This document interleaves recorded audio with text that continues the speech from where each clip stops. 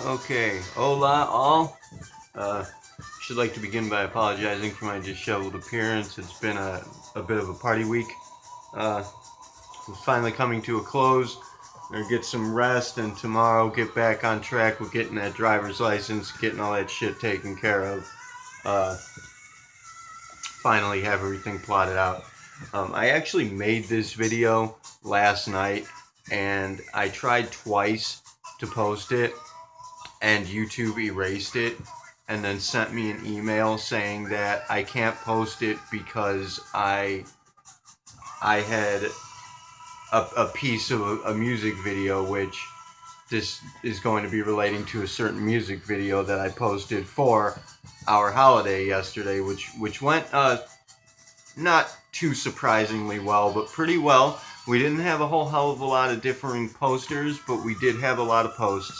And people got involved and people enjoyed it, and a lot of good shit happened, which I'm going to talk about right here and now.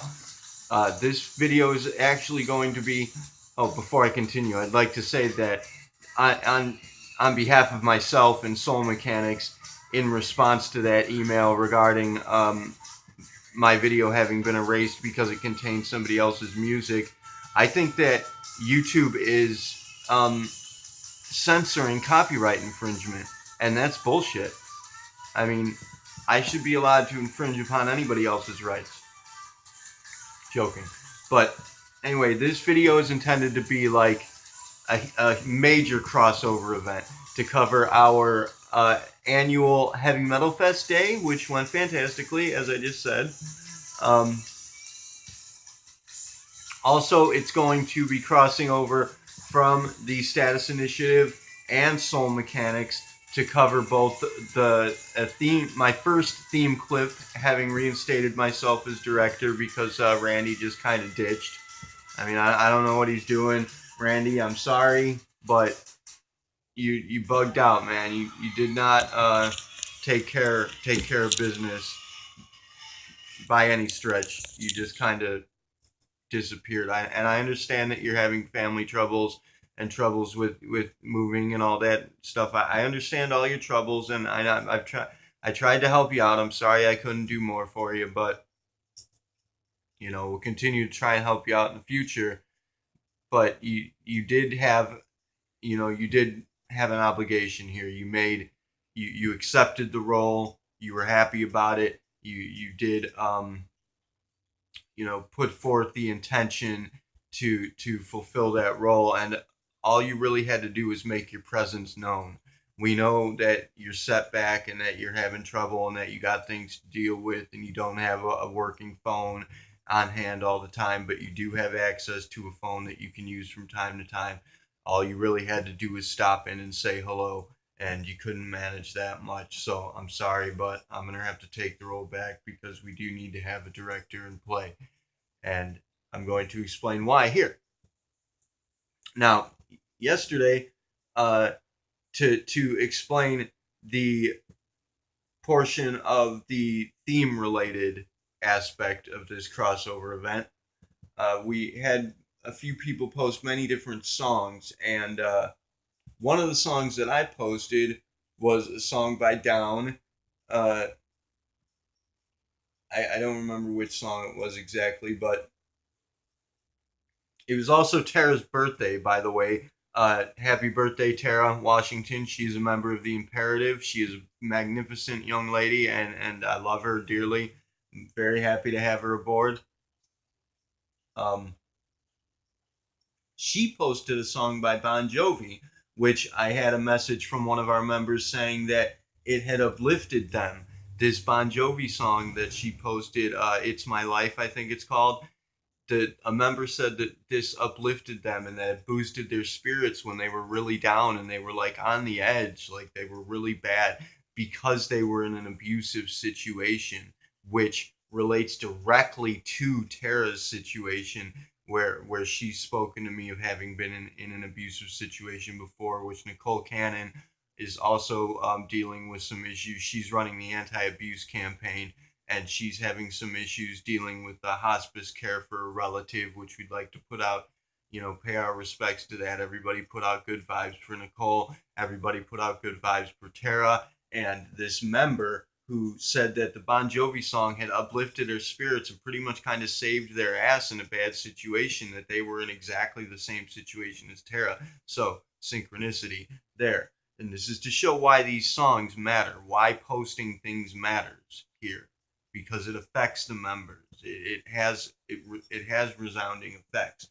The down song that I posted, somebody told me it reminded them of high school.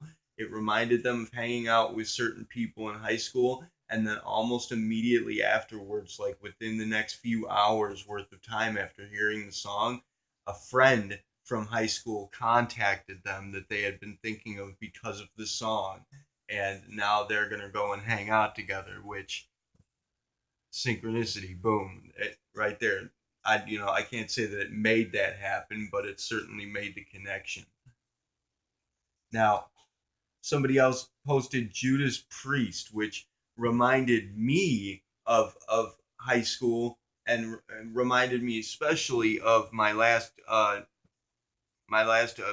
job, I suppose you could say. I'm not sure how to word it. My last on paper, like real job with KFC. And so I contacted somebody from them. I was thinking of them because of this Judas Priest song that I had posted this same song when I was working there during work one day on a break. And so I contacted this person, and they told me that they had just been thinking of me for no particular reason at all. They had just been thinking about maybe contacting me, and here I was contacting them because of this song. So synchronicities abound. And also, my brother posted a song by a band called In Flames, which another member contacted me and told me that on Messenger, told me that they had never heard of that band before, but they played that video, listened to that song, and they got into them, and now they're really hip to them, and they like this band a lot, so they have a brand new band to get into because of that song. So what I'm trying to get across here is how these things affect people, how posting songs, posting anything at all, has major resounding effects that cascade into domino effects of synchronicities that affect people all over the place. And I mean, all you have to do is be paying attention, and you can see how this is happening. Which, by the way, nobody noticed that I had not quit smoking yet. Which you were supposed to call me on my shit there, people, but it's not happening today. It's going to happen. I haven't seen my doctor yet to see about getting like nicotine gum or the patch or what have you to help me. I wish she could prescribe me a vaporizer. That would work like fucking gangbusters. I would love to have one of those, which I'm going to invest in getting one of those as soon as I have the money for it. Um, in any case, another aspect of this crossover event is going to be for Soul Mechanics uh, Anatomy of Identity series, as well as at the very same time a response clip for our reality checks course to this video, which the video is one of the songs that I posted that is one of my very favorite songs of all time, and by far one of my favorite music videos ever. And that this is the video that I posted a piece of, and the reason why YouTube banned dropped my clip. The song is by Killswitch Engage. It's called The End of Heartache, and I'm going to post the link to that video in the description here, as well as the lyrics for the song, because I want you to watch the video, and I want you to pay attention specifically to the imagery and to the lyrics of this song. Forget about the instruments. Just pay attention to the lyrics and to the imagery. Now, it comes across first as a love song. It speaks of personal heartbreak. It speaks of longing. It speaks of detachment and wanting to bridge divisions and bring someone back together. It speaks of like a lost love. And of course, is it going to come across initially as being just a love song, like a lost romance kind of song, generic love song for the most part. But on another level, for some people, this could be a personal cue, like if you're driving along, or if you're at a party or something and this song happens to play, and you feel that way, you have a heartbreak scenario, you just broke up with someone, or you're missing an ex-girlfriend or boyfriend or what have you, ex-furry, whatever goes on these days with the sexuality. We got to get hip with the sexuality course. We're going to get that going as soon as we can. I have some ideas on how to proceed with that, including interviewing pornographic actors and actresses. I myself am a former pornographic actor slash actress, not slash actress. Sorry. Anyway, uh, I, on that other level, this could be a personal cue. If you hear that while you're feeling that way, it might, touch you on a certain level. It might activate certain value patterns and cause for you to think a certain way, cause for certain things to happen, and speak to you personally in that regard. But if you're a spotter and you're on the bottom level, if you've hit bottom, and you're seeing things from the edge, from the boundary at all times, as I am, as many practice spotters might, you're going to see that this song, just like many other songs, is speaking directly to you from the point of origin, from the perspective of the God figure that I speak of.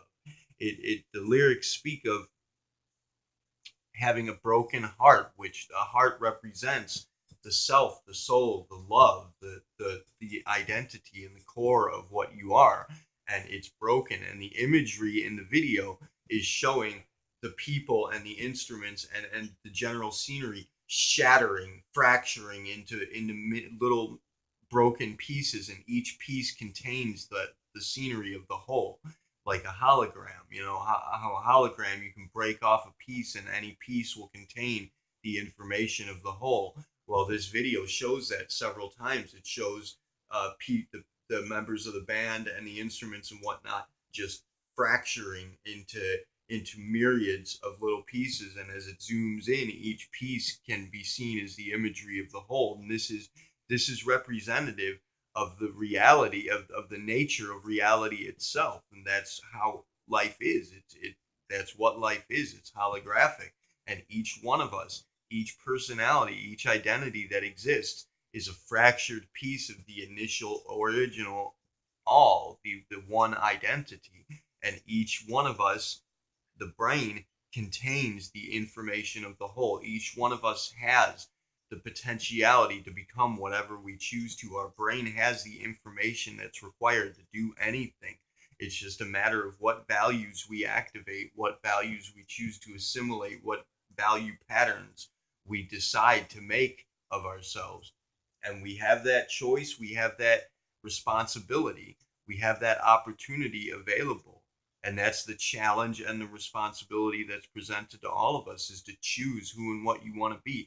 And anyone who says that anything about who you are or what you are is not your choice, you're forfeiting your power. It absolutely is your choice. Everything is your choice. If you choose to be something and you feel like you have to forfeit the option of that being your choice because something makes you feel ashamed of it, that's what we're calling an artifact. That's a ghost. It's a haunting. It's you being haunted. It's a remnant of someone else's idea of what should be, somebody else from the past making you feel ashamed about the choices that you've made. It's bullshit. You should be proud, very proud of any choice that you make, and take full responsibility for your decisions, and be who and what you are for your own reasons, and own it. Own yourself. Own your reality, because we have this aspect of social programming in play that's telling us who and what to be, and that's forcing us to be things, and convincing us to forfeit our own choice, convincing us to forfeit our responsibility.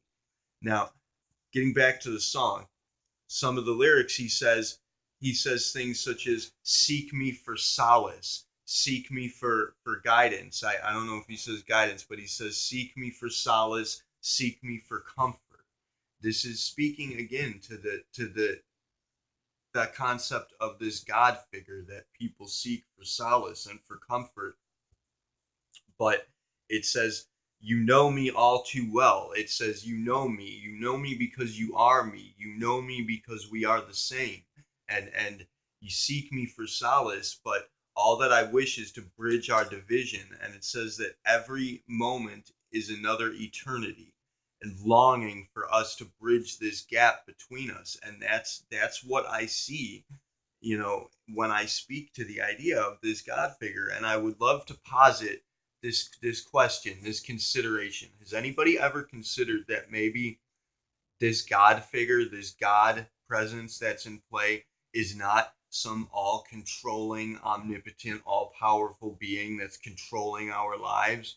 Maybe it's the other way around, because again, time is moving in reverse.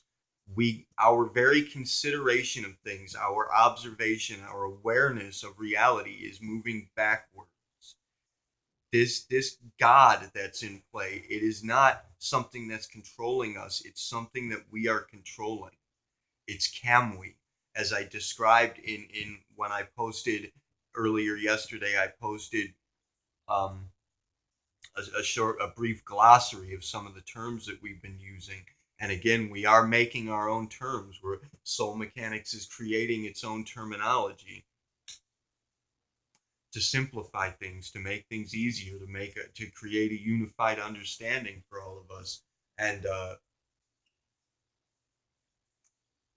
as you know, has anybody ever considered that maybe the God figure is Kamui? It is the power of heaven. It's the creative force that we utilize, and it is the personality that we create.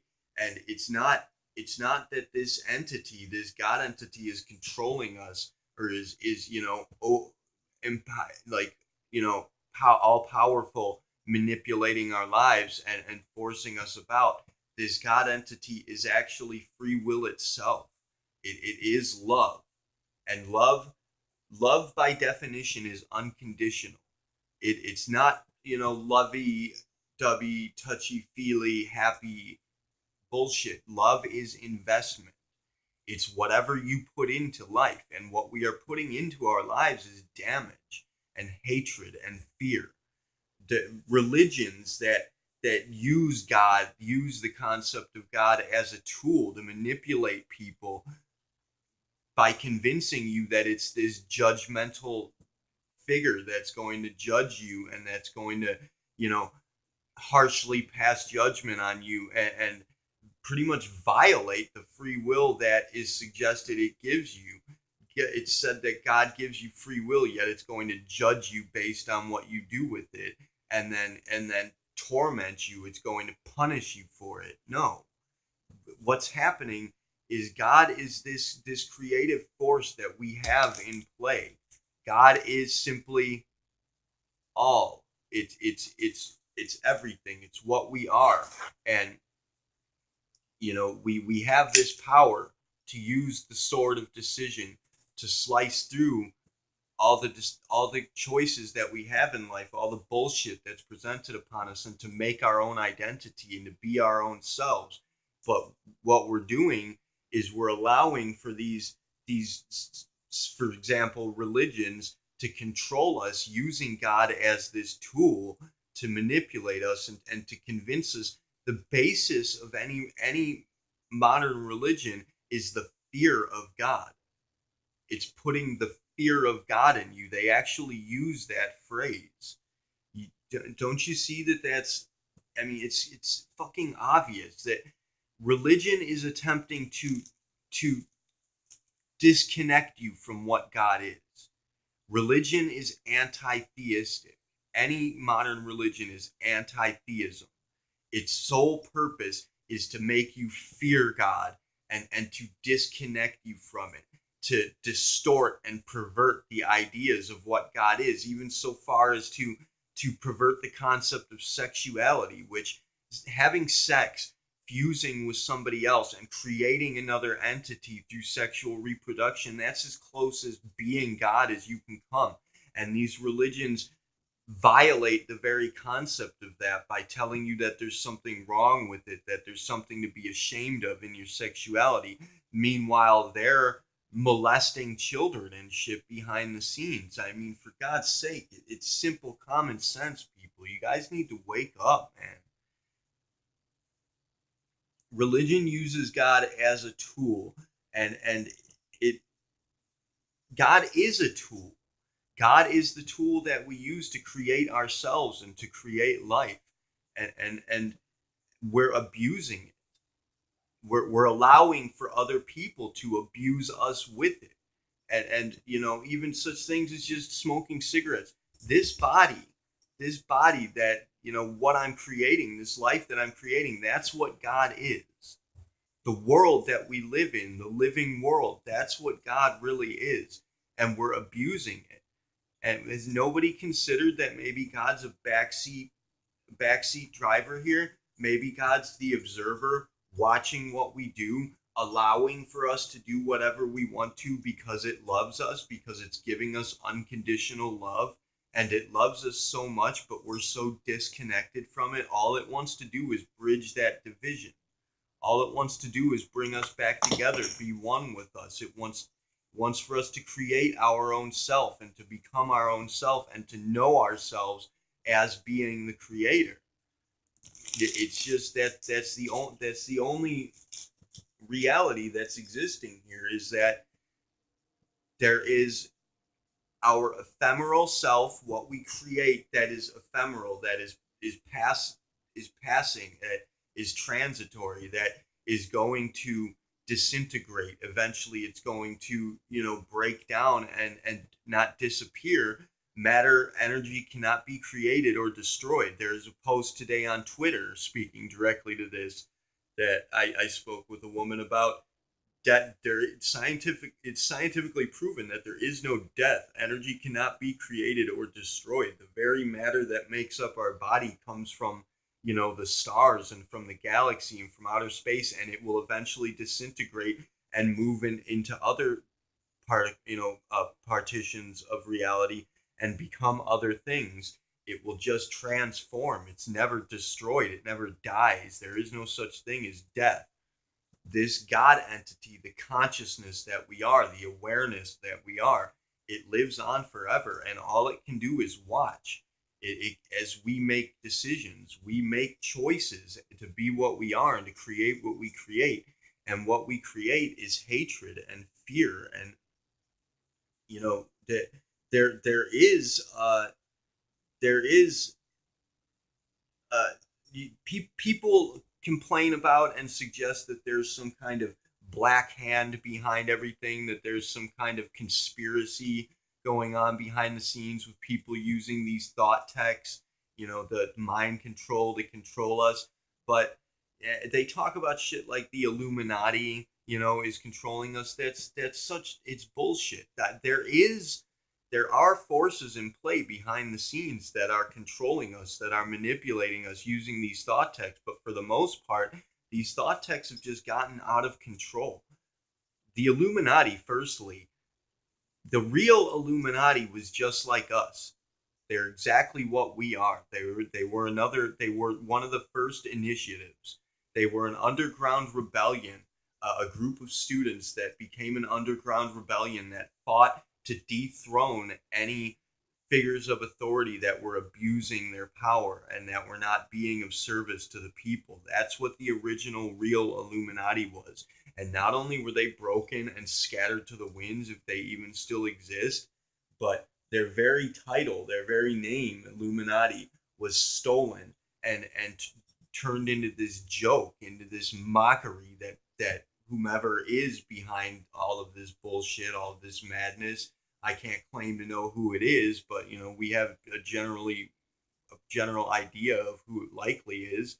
But for the most part, the people in power, and it's not even the one percenters. It's not even the rich, the super rich people. They're just rich because they know how to get rich, because they scammed us. It's not, they're not